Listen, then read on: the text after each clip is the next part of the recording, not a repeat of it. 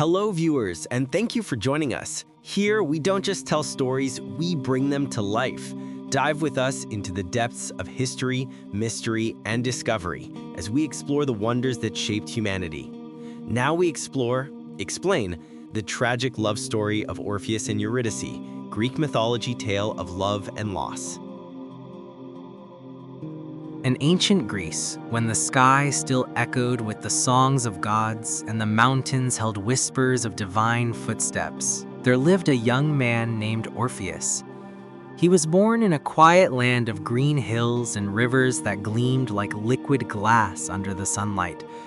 His mother was Calliope, the muse of poetry, and his father was said to be either a mortal king or the god Apollo himself. Whatever his parentage, Orpheus was destined to be extraordinary. From his earliest days, music flowed through his veins. While other children played with stones and wooden swords, Orpheus sat by the river, plucking strings made of animal gut tied across a turtle shell.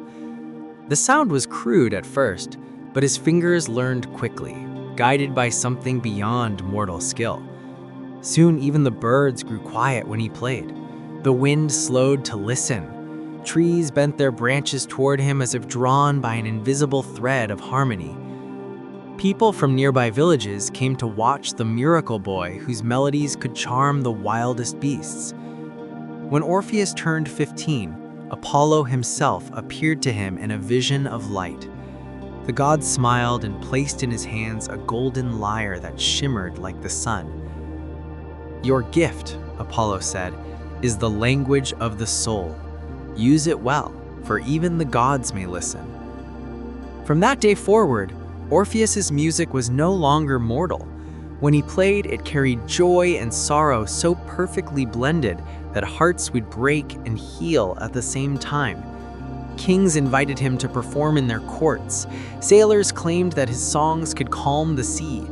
Even warriors paused their battles to listen, forgetting for a moment why they fought. But fame never touched Orpheus's heart. He cared little for gold or praise. What mattered to him was the feeling his music brought, the quiet understanding that every living thing shared the same rhythm of life. Years passed. One spring morning, during a festival of the gods, Orpheus played in a meadow filled with laughter, dancers, and the scent of blooming flowers. As his fingers moved across the golden strings, he saw her, Eurydice. She stood at the edge of the crowd holding a garland of daisies. Her hair shimmered like wheat beneath the sun, and her smile was soft, unsure, but full of warmth. When her eyes met his, Orpheus's music faltered for the first time in his life. He had played for kings, gods, and even the stars, but never before had his heart played for someone. He finished his song, but his hands trembled. Eurydice clapped shyly, and as the crowd dispersed, Orpheus approached her. "Did you like the music?"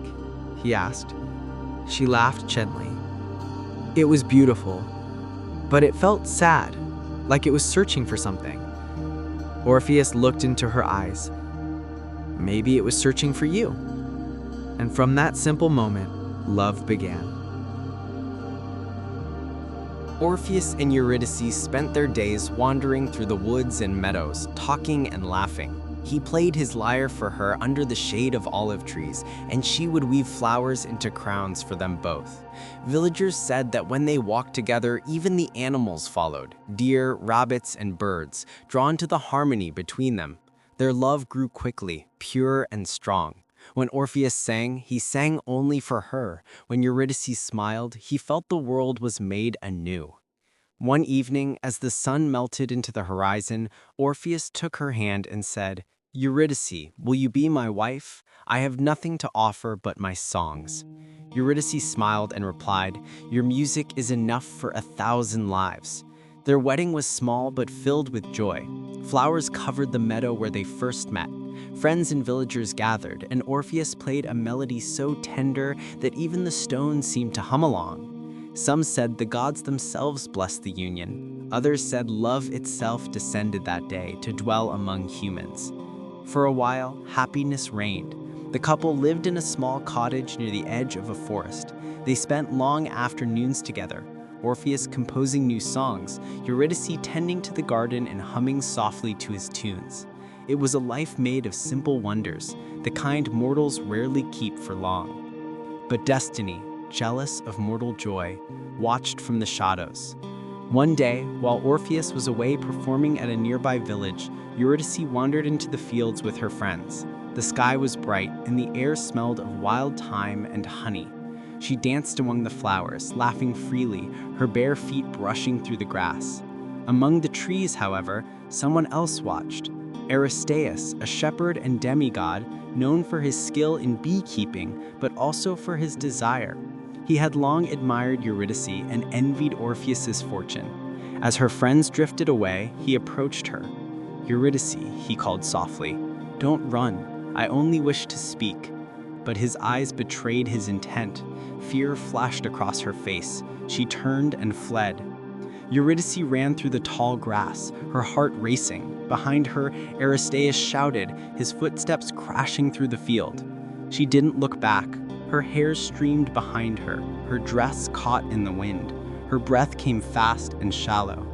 The meadow narrowed into a path lined with rocks and wildflowers. Eurydice leapt over stones, her feet barely touching the ground, until fate struck. Hidden in the grass, a serpent coiled silently. Her foot brushed against it. In an instant, the snake struck, its fangs sinking into her ankle. A cry tore from her lips. She stumbled, fell to the ground, and the world blurred around her. The poison spread quickly, icy and burning all at once. Her vision dimmed, her pulse slowed. When Orpheus returned later that afternoon, he found her lying still among the flowers she loved. Her friends wept nearby, unable to comfort him. He knelt beside her, lifted her in his arms, and called her name again and again, but no answer came. The sun dipped below the horizon, casting long shadows over the field. The sound of his cries echoed into the hills. That night, Orpheus sat beside her lifeless body, unable to speak or move. The stars shone cold above him. He remembered the first time he had seen her smile, the way her laughter made his heart feel alive. Now silence had stolen all of it. He touched his lyre, but no song came. His fingers trembled, his voice broke. Finally, a sound emerged, low, soft, full of pain. It was not music meant for joy. It was grief given form. The song of Orpheus that night was unlike any music the world had ever heard. It carried the sorrow of a man who had lost everything. The mountains caught the sound and echoed it. The rivers slowed their currents to listen.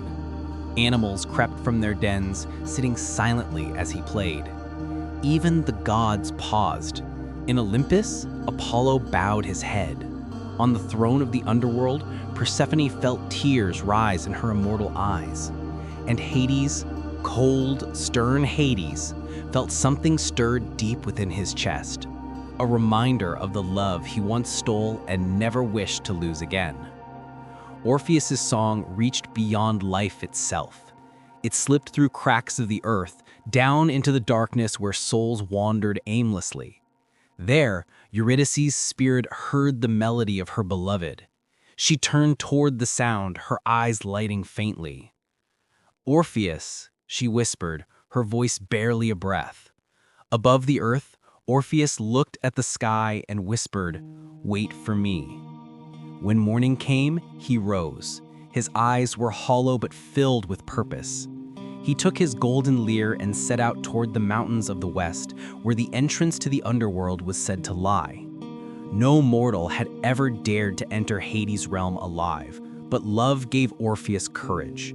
He crossed valleys and forests, rivers and caverns. The air grew colder, the world darker, yet he pressed on. At last, he reached the mouth of a cave so vast it seemed to swallow light itself. From within came a sound like distant thunder, the moaning of souls. He stepped inside. The path twisted downward, through shadows thick as smoke. His breath misted in the air, his heart pounded like a drum. He played his lyre softly to keep fear away. The music shimmered faintly, pushing back the darkness. Then came the growl, deep, parable, close. From the gloom emerged Cerberus, the three-headed hound of Hades. Its eyes burned like coals, its teeth glimmered wet. It barred the way, each head snarling. Orpheus did not draw a weapon. Instead, he played, a slow, soothing tune that rose and fell like a mother's lullaby. The sound filled the cavern, wrapping around the beast like a dream. Cerberus's growls faded. One by one, the heads lowered. The giant hound lay down and slept. Orpheus walked past, tears of gratitude in his eyes. Ahead, he saw the faint glow of the River Styx, the boundary between the world of the living and the dead. The ferryman, Charon, stood waiting beside his boat. He frowned when he saw a living man approach.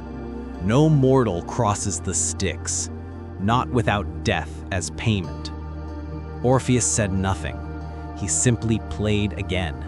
The notes shimmered like moonlight on water. The old ferryman's eyes softened. For the first time in eternity, he smiled. Wordlessly, he gestured for Orpheus to board.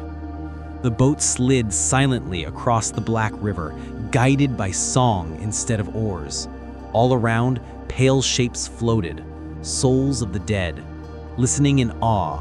Even in death, they wept at the beauty of the music. When they reached the far shore, Charon spoke in a voice gentler than before. "Your love must be powerful, mortal. Go, but be warned, not all who enter Hades return." Orpheus bowed. "If I cannot bring her back, I will stay." And with that, he stepped onto the shores of the underworld where shadows whispered and eternity waited. The entrance to the underworld loomed before Orpheus like a mouth of darkness. Shadows spilled from its yawning depths, whispering secrets no mortal should hear. Yet he felt no fear.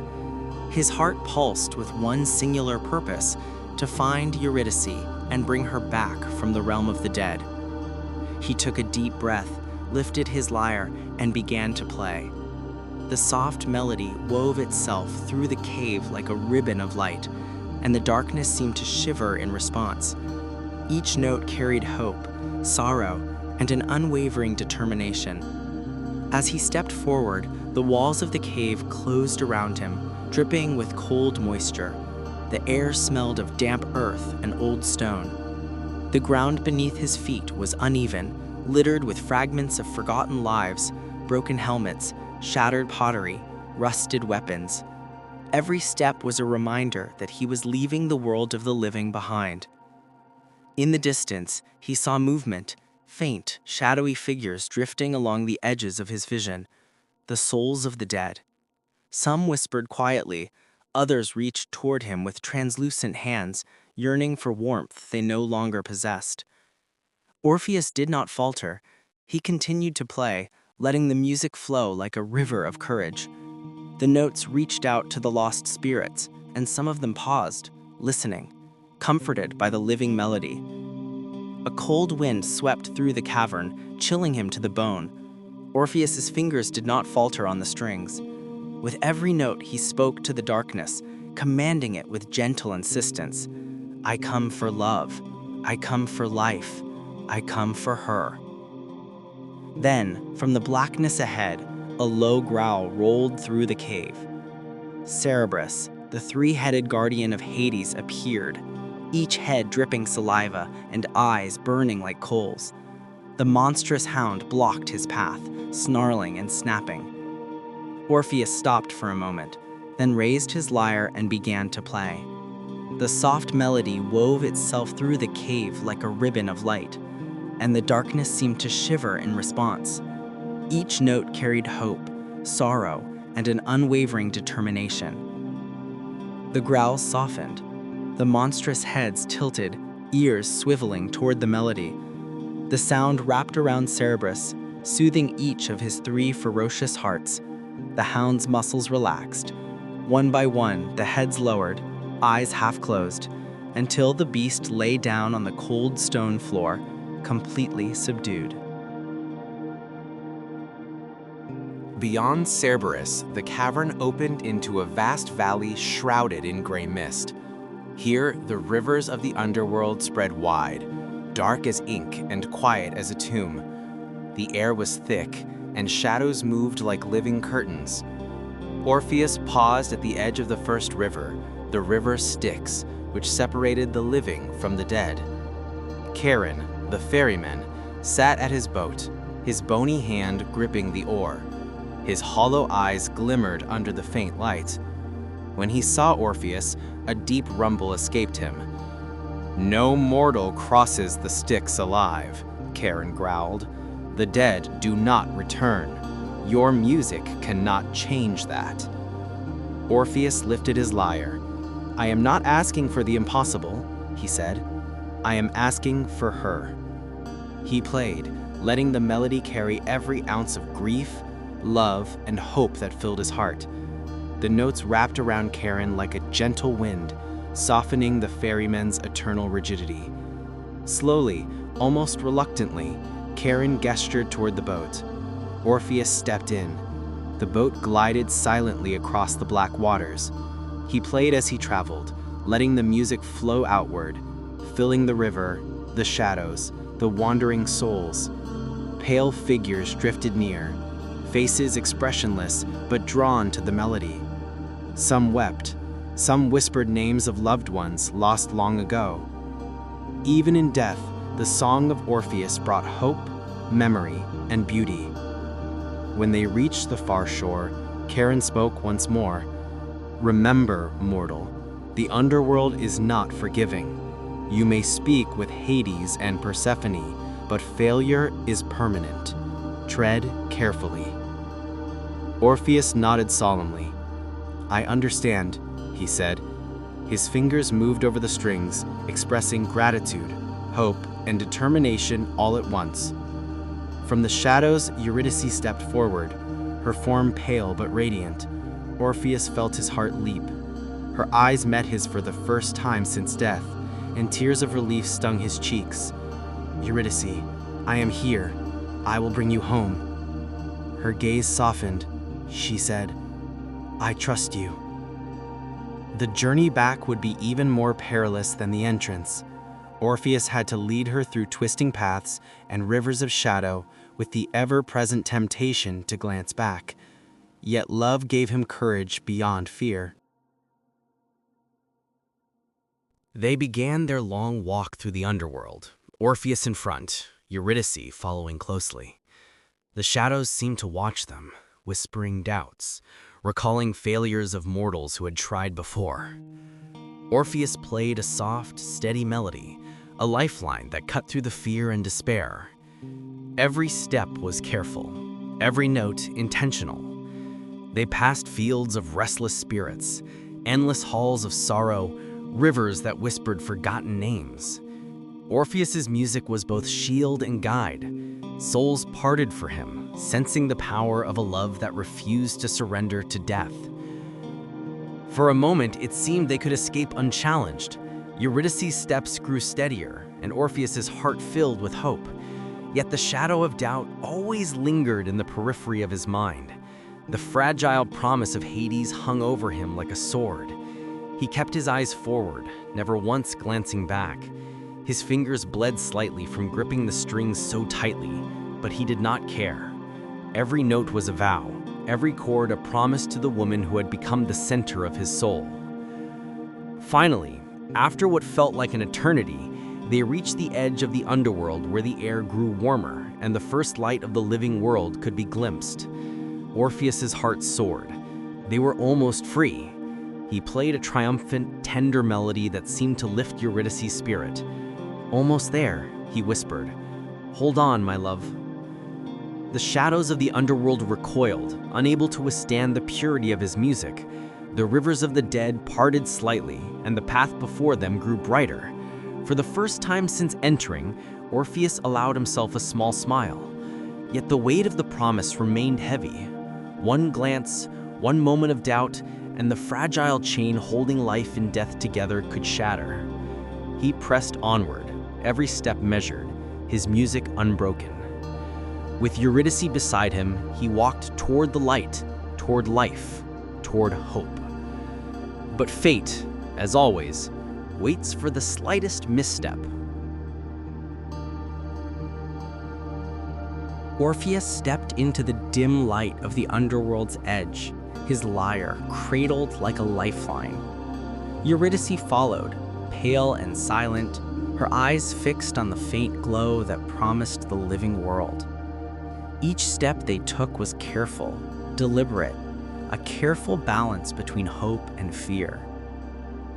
Though they were still in shadows, the air began to warm slightly, a reminder that life waited just beyond the darkness. Yet the underworld was relentless. Whispers crept from the walls, voices of lost souls murmuring doubts and regrets. Some called to Eurydice, urging her to remain, promising comfort in their endless eternity. Orpheus's fingers danced across the strings, and each note carried a shield of determination. "Keep moving," he whispered through the melody. "Do not listen to them. Follow me." The path twisted through familiar regions, the dark forests where souls wandered endlessly, the rivers of sorrow where spirits paused to grieve. Orpheus's music softened their laments, and the shadows seemed to step aside, creating a fragile corridor of light and sound. With every note, he reminded Eurydice of the world outside, the sunlight, the breeze, the sound of rivers flowing freely. She followed closely, trusting him completely, her hand hovering near his, but not yet touching. The bond of trust and love between them grew with every step, a fragile flame in the depths of the underworld. Yet, even in the glow of hope, doubt whispered. Orpheus felt it, a subtle weight pressing on his chest. What if a single glance would undo everything? What if a misstep destroyed all that they had fought to achieve? As they moved, Eurydice's form became more distinct in the dim light. Her hair shimmered like moonlight, her features soft yet determined. Orpheus could feel her presence beside him, fragile yet resilient. Every note from his lyre seemed to stitch the shadows around them into a path of safety. They reached a river where the dead gathered in quiet groups, their faces pressed with longing. The spirits murmured, some reaching out with translucent hands, trying to touch Eurydice. The air smelled of wet earth and old stone. Orpheus did not falter. His melody grew stronger, purer, and the whispers faded into silence. "Almost there," he whispered to Eurydice, his voice soft but filled with resolve. "Just a little further. Do not falter now." They climbed a rocky incline, the dim light gradually brightening as they approached the surface. Orpheus's heart beat faster with each step. He could almost see the world they had left behind, the meadows, the rivers, the sun streaming across the hills. Yet the underworld had one final test. Shadows thickened, stretching across their path like fingers. A low murmur grew into a chant, a chorus of lost voices attempting to sow fear. They whispered of failure, of despair, of the eternal nature of death. Orpheus closed his eyes briefly and let his hands speak through his lyre. Every chord, every vibration carried love, hope, and defiance. Eurydice's hand brushed his arm, a reminder that she still trusted him completely. He pressed on, each step guided by melody and heart. They crossed another river, its waters dark as ink. The spirits of the dead lingered on its banks, their expressions both curious and sorrowful. Orpheus's music flowed across the surface of the water, and the ripples shimmered with light, as if the melody itself could bend the darkness. Eurydice remained silent, her eyes on the path ahead. Every once in a while, she glanced at Orpheus with a faint smile. Trust, hope, and love reflected in her gaze. Orpheus kept his own eyes forward, unwilling to risk the promise Hades had given. As they neared the final stretch, the light grew stronger. A soft breeze reached them, carrying with it the scent of flowers and earth warmed by the sun. Orpheus could hear the faint rustle of leaves, the distant chirping of birds, a reminder of life waiting for them. And yet the weight of the condition pressed heavily on him. He could not look. One glance, one doubt, and everything would be lost. The knowledge gnawed at his heart like a quiet, relentless ache. He kept playing, each note a vow, each chord a tether pulling them closer to the world of the living. Shadows receded as they advanced, allowing the light to grow brighter with each step. Finally, they reached the very edge of the underworld. Orpheus could see the first true rays of sunlight spilling over the horizon. Life and warmth awaited on the other side, yet the final step was still perilous. Eurydice's hand hovered near his, but he dare not reach for her, not until they were fully in the living world. The whispers of the dead were faint now, almost respectful, but Orpheus could feel the tension coiling around him. The love that had carried him this far was now being tested by the smallest uncertainty. "Stay with me," he whispered through his music. "Do not doubt, do not falter. We are so close." The final incline loomed. Every muscle ached, every note strained his fingers, but he did not stop. Each chord told a story of unbreakable devotion, of a bond that even death could not sever. Eurydice's spirit seemed to glow brighter as she followed, their connection palpable in the warmth that began to touch them both. Orpheus could feel the moment approaching, the instant when they would step into the world above, when life itself would welcome them back. And then, in the final step, doubt crept in like a shadow, a single, fleeting thought. What if she is not behind me? What if... Orpheus's heart ached with longing, and in that moment of fear, he turned his head. Eurydice's eyes met his, and in that gaze, all hope shattered. She had followed him faithfully, yet the rule of Hades was absolute. As his gaze fell upon her, she was pulled backward, a silent scream frozen on her lips. "No!" Orpheus cried, reaching out, but it was too late. The underworld reclaimed her, dragging her back into shadow, away from the warmth and life she had almost touched. The sunlight fell on him alone. Orpheus sank to his knees, the lyre slipping from his trembling hands. His music, once full of hope, now wove only sorrow. The world above seemed brighter, yet it held no joy, only the unbearable weight of loss. Orpheus wept, and the world wept with him. The sunlight felt cold on Orpheus's skin the moment Eurydice was pulled back into the underworld. He sank to the ground, his hands trembling, the lyre slipping from his grasp. The world above, the meadows, the rivers, the songs of birds, continued as if nothing had happened. Yet for Orpheus, life had ended. His heart, once full of hope and music, now carried a weight that no mortal could bear. He rose slowly, walking through the familiar forests and hills they had once wandered together, but every tree, every stream, every flower reminded him of her absence. The laughter and joy that once accompanied him now seemed distant, muted by an unbearable silence. Orpheus became a wanderer. He traveled from village to village, city to city, carrying only his golden lyre. Everywhere he went, he played, but the melodies were no longer light or joyous. They carried a sorrow so deep, so raw, that listeners felt the ache of loss as if it were their own. People said his music could summon tears from the hardest hearts, could calm storms, could even cause rivers to halt their flow in reverence to his grief. He rarely spoke.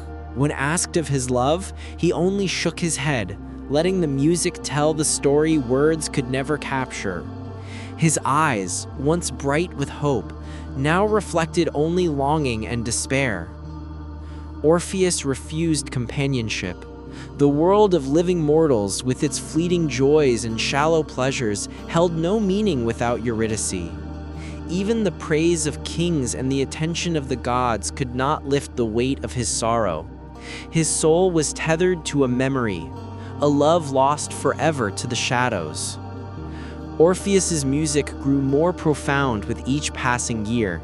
Those who heard it said that the notes carried glimpses of the underworld itself, the whispers of shadows, the sighs of lost souls, and the radiant memory of Eurydice. Trees leaned closer to listen, rivers paused to flow, even the stars seemed to shimmer in rhythm with his song. Yet no music, no matter how exquisite, could bring her back. Orpheus knew this, but he continued to play. Each melody was a prayer, a plea to the gods, a tribute to the love that had been stolen from him. He would sit by the edge of cliffs overlooking the sea, letting the wind carry his music across the waves. Sailors said that even the creatures of the deep would rise to the surface, listening to the haunting notes. In towns and villages, people would gather silently, tears running down their faces as the story of Orpheus's grief unfolded in every chord. Though Orpheus wandered alone, his fame spread far and wide. People came from distant lands not for his presence, but for his music, hoping to feel the depth of a love so strong it defied death itself. And in every heart touched, the story of Orpheus and Eurydice lived on, a tale of devotion, of courage, of tragedy. Even the gods watched, some with sorrow, some with admiration. Apollo, who had gifted him the golden lyre, wept silently. "No mortal," he said, "has ever loved so purely or suffered so deeply." Years passed. Orpheus's sorrow never waned. He became a figure both revered and pitied, wandering through forests, across mountains, and along riversides, singing his grief to the wind. People whispered tales of his journey into the underworld, of his bravery, and of the love that had transcended even death. But grief, as profound as it was, is also a cruel companion. Orpheus never rested. He never sought peace in sleep. His heart was trapped in a cycle of longing, every memory of Eurydice a reminder of the world he could no longer share with her. He often returned to the places they had loved together, the olive groves, the riverbanks, and the meadows where flowers bloomed. There he would sit with his lyre, playing songs that seemed to make the earth itself weep. Even nature responded to him. The rivers swelled with tears, flowers drooped in sympathy, and the wind carried his melodies to distant lands. Though humans feared the depth of his sorrow, they also revered it. Orpheus had become a bridge between the living and the lost, a reminder that love can be eternal even when life is fleeting. Orpheus's story became legend. Poets wrote of him, musicians attempted to emulate him, though none could capture the depth of his sorrow. Parents told their children about the power of love and the pain of loss through his tale. Yet Orpheus himself cared little for fame or admiration. He played only to remember Eurydice, to honor the love that had been taken from him, and to keep her memory alive in a world that had forgotten the depth of devotion. And though he wandered alone, he remained unbroken in spirit. Every note, every melody carried the essence of Eurydice, her laughter, her gentleness, her unwavering trust. In this way, she lived on through him, immortalized not in stone or story alone, but in music that reached the hearts of all who heard it. Some say he never truly died. His spirit, bound to the memory of Eurydice, continued to wander the world, a living echo of love and sorrow intertwined. Others say that he eventually returned to the underworld, finally reunited with her in the shadows, where no mortal rules could separate them again. To this day, the story of Orpheus and Eurydice endures. It reminds humanity of the heights of love and the depths of grief. It teaches that love, even when cruelly taken, has the power to move mountains, calm seas, and stir the hearts of gods and mortals alike. Orpheus's music, whether real or imagined, lives on in the hearts of those who feel the ache of longing, the beauty of devotion, and the tragedy of loss. Through every note, his love for Eurydice transcends time, space, and even death. And though the mortal world continues on, full of joys and sorrows of its own, the tale of Orpheus and Eurydice remains, a melody of eternal love, an echo of sorrow, a reminder that some bonds are so strong that even death cannot sever them. The music lingers, haunting and beautiful, a song of love that no darkness can silence. Join the exploration. Knowledge isn't just learned, it's felt. If today's story inspired you to see the world differently, then join the exploration. Subscribe today, and let's continue uncovering the mysteries that shape our world.